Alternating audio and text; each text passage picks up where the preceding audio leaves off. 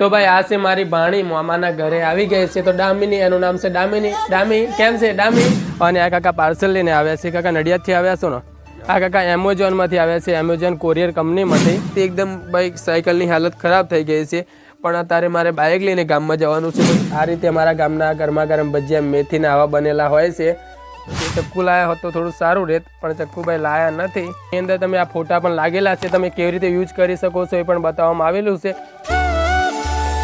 તો hello two family, કેમ છો તમે બધા? બિલકુલ મજામાં હશો. અને આજના એક મારા નવા બ્લોગ્સની અંદર ફરીથી તમારા બધાનું એકવાર હું હાર્દિક સ્વાગત કરું છું. ભાઈ બધાને ગુડ મોર્નિંગ અને જય માતાજી.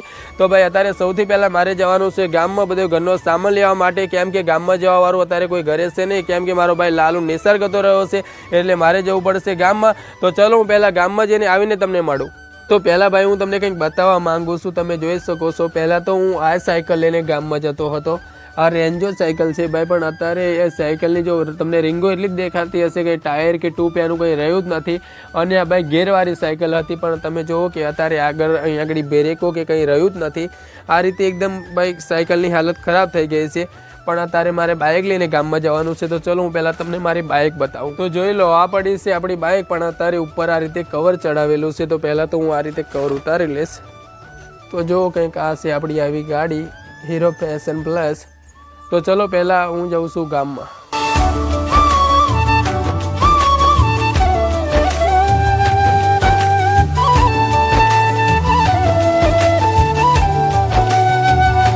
તો ભાઈ હું ગામમાંથી પાછો ઘરે આવી ગયો છું, અને ભાઈ નાસ્તો કરવા માટે સ્પેશિયલ હું ગામમાંથી ગરમા ગરમ ભજીયા લઈને આવ્યો છું. તો તમને બતાવું કે અમારા ગામના કેવા ભજીયા આવે છે.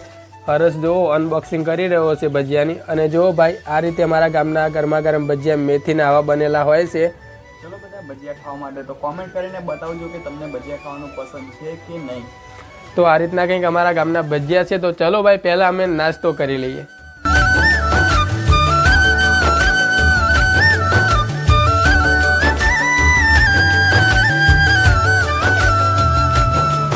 તો ભાઈ આ છે મારી ભાણી મામાના ઘરે આવી ગઈ છે. તો દામિની, એનું નામ છે દામિની. દામી કેમ છે દામી?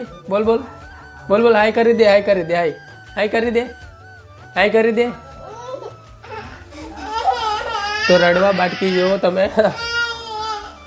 તો દોસ્તો મેં એમેઝોન કંપનીમાંથી એક ટ્રાયપોડ મંગાવ્યું હતું આ બ્લોગ શૂટ કરવા માટે. અને અત્યારે મારા ગામમાં ભાઈ કોરિયરવાળો આવી ગયો છે, અને એનો ફોન આવ્યો હતો કે ભાઈ તમારું કોઈ પાર્સલ આવ્યું છે, તમે આવીને લઈ જાઓ. એટલા માટે અત્યારે અમે જઈ રહ્યા છે. આ છે હરસ બાઇક ચલાવી રહ્યો છે, અને અમે બે જણા જઈ રહ્યા છીએ અમારો ઓર્ડર લેવા માટે. તો ચલો હું તમને ત્યાં જઈને મળું. તો ભાઈ અત્યારે અમે પાર્સલ લેવા માટે આવી ગયા છે મહાદેવ મંદિરે. અને આ કાકા પાર્સલ લઈને આવ્યા છે. કાકા નડિયાદથી આવ્યા છો ને? આ કાકા એમેઝોનમાંથી આવ્યા છે, એમેઝોન કોરિયર કંપનીમાંથી. અને આ છે ભાઈ એમનું જો એક્ટિવા, એની પર બધા એના કોરિયર લઈને આવે છે. તો આપણો પણ ઓર્ડર કાકાને આપણે લઈ લઈશું. અને ભાઈ આપણે કેશ ઓન ડિલિવરી કરી હતી, એટલે કાકાને મેં પેમેન્ટ કરી દીધું છે. ચલો હવે હું તમને ઘરે જઈને ફટાફટ આની અનબોક્સિંગ કરીને બતાવું. તો ભાઈ હવે આપણે ટ્રાયપોડ લઈને ઘરે આવી ગયા છે, તમે જોઈ શકો છો. આ રહ્યું ટ્રાયપોડ. તો ચલો હવે હું તમને આની અનબોક્સિંગ કરીને બતાવું. તો સૌથી પહેલાં તો એની ઉપર કંઈક આ રીતે પ્લાસ્ટિક લાગેલું હોય છે, એ આપણે કંઈક આ રીતે તોડી લઈશું. તમે જોઈ શકો છો આ રીતે ભાઈ તૂટતું નથી. એમ તો બહુ મજબૂત છે. ચક્કુ લાયા હોત તો થોડું સારું રહેત, પણ ચક્કુભાઈ લાયા નથી.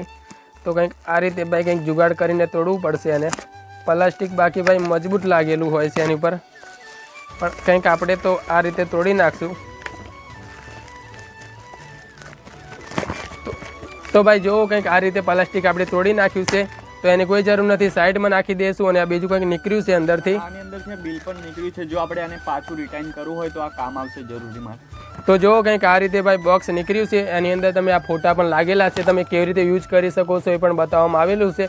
અને ભાઈ આ બોક્સ ખુલી જાય છે, તો આપણે એને જલ્દીથી હવે બહાર જ કાઢી લઈએ.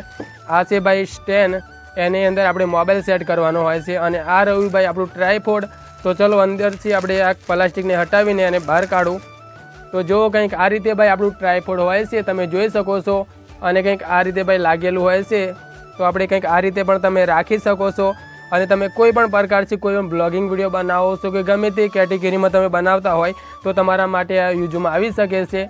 તો ચલો ફટાફટ આની અંદર આપણે મોબાઈલ સેટ કરીએ. કંઈક આ રીતે તમે ભાઈ વારી પણ શકો છો. અને તમે જોઈ શકો છો કંઈ પણ તમે કોઈ ઝાડ એવું પણ લટકાવી શકો છો, ગમે તે જગ્યા ઉપર આ રીતે તમે વારીને લગાવી પણ શકો છો. તો ચલો આની અંદર હું પહેલાં મોબાઈલ સેટ કરીને તમને બતાવું. તો કંઈક આ રીતે ભાઈ જેક આપેલો હોય છે, તો અમે આની અંદર કેમેરો પણ ભાઈ યુઝ કરી શકો છો, પણ અત્યારે આપણે મોબાઈલ યુઝ કરવાનો છે. જો તમને બતાવું અહીંયા આગળ ભાઈ કેમેરો પણ યુઝ કરવાનું આપણાને ઓપ્શન મળેલું છે. તો ચલો કંઈક આ રીતે આપણે પહેલાં સેટ કરી દઈએ. તો આ રીતે ભાઈ સેટ કરવાનું હોય છે. તો ભાઈ આ રીતે કંઈક સેટ કરી દઈએ. તો આ 10 છે આપણે પહેલાં આની અંદર લગાવી દઈએ. આ મોબાઈલ નાખવાનું જે સ્ટેન્ડ છે અને આ રીતે આપણે ફિટ કરી દઈશું અહીંયા આગળ આ જેક ઉપર. તો કંઈક આ રીતે ભાઈ આપણે જલ્દીથી ફિટ કરી દઈએ. તો ભાઈ જો મેં કંઈક આ રીતે ફિટ કરી દીધું છે. અને હવે અહીંથી તમને એક જેક મળેલો છે, તમે કંઈક આ રીતે વારીને એને ફિટ કરી શકો છો. તો આપણે આટલું અત્યારે રાખી દઈશું અને અહીંથી આપણે આ જેકને ફિટ આ રીતે કરી લેવાનો છે. તમે જોઈ શકો છો આ રીતે જેક આપેલો છે. તો આ જેકને આ રીતે આપણે ફિટ કરી લઈશું. હવે એની અંદર ભાઈ આપણે નાખીશું આપણો મોબાઈલ. તમે જોઈ શકો છો આ બહુ મજબૂત આવે છે. તમે જોઈ શકો છો કંઈક આ રીતે થાય છે અને આપણો મોબાઈલ નીચે ભાઈ નહીં પડી શકે, કેમ કે એટલું મજબૂત બનેલું છે. તમે જોઈ શકો છો. તો ચલો આપણે ફટાફટ હવે મોબાઈલ આની અંદર સેટ કરી દઈએ આપણો. તો ભાઈ જો મેં મોબાઈલોની અંદર સેટ કરી દીધો છે ને કંઈક આ રીતે તમારો મોબાઈલ સેટ થઈ જાય છે. બાકી તમે આને આ રીતે જેક તમારો ઢીલો કરીને આ રીતે ગમે તે બાજુ તમે વારી શકો છો.